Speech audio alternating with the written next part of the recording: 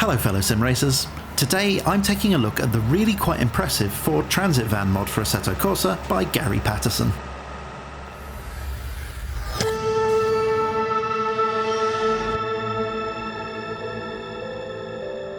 If you were to make the argument that the Ford Transit was one of the greatest automobiles of all time, I would definitely hear you out. Ford have been making the ubiquitous Transit for so long now that the name has become a common usage replacement for the word van, at least in this part of the world anyway. The specimen that we're looking at here is the 2005 vintage Mark VI, and when I first read that Gary was working on this mod, I must admit I was pretty excited.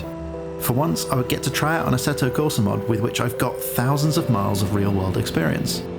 Now, at 2 metric tons, it doesn't really come from the Colin Chapman School of Automobile Design, and there are definitely some people that may find that 135 brake horsepower isn't really enough, but I'm not one of those people.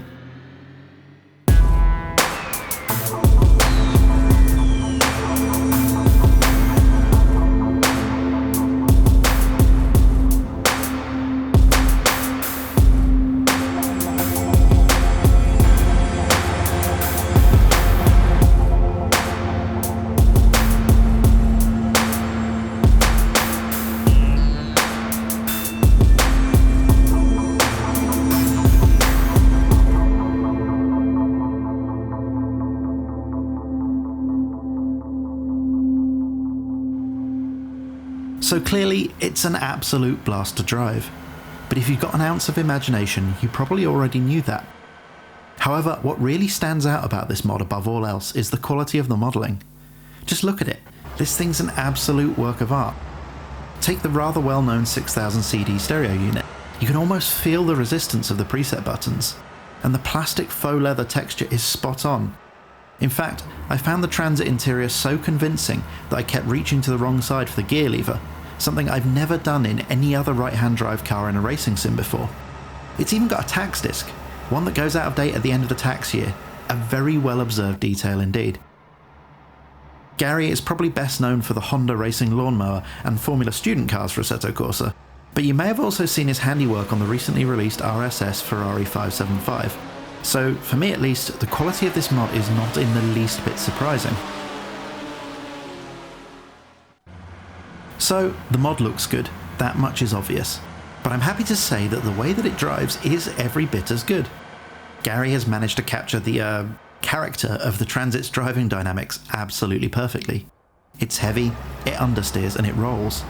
The engine delivers all of its power in an inconceivably small portion of the rev range, and it does 0 to 60 as long as the straight's fairly lengthy. And you know what? That's spot on. This is a vehicle that inherently resists the idea of being quick, which is why it's such good fun to thrash the living daylights out of it. But you've all seen that Top Gear episode, so I'm probably preaching to the converted. There are a few things I look for in a mod car. It has to look good, it has to handle in a way that's believable to me, and it has to be an interesting or unique prototype. So, by those standards, the Transit ticks all the boxes. Moreover, the mod manages to go one stage further. For me, it really does capture the spirit of the real thing. In fact, the only thing that breaks the spell for me is that there aren't rips in the seat covers and the back isn't full of guitar amps. It would be easy to dismiss this mod as just a bit of fun, but it's more than that. This is a work that's been thoroughly researched, carefully constructed and brought to life by someone that clearly has an affection for the humble Transit van. And you know what? So do I. So that just about wraps things up here. If you're interested in downloading the Transit, then I've put a link in the video description.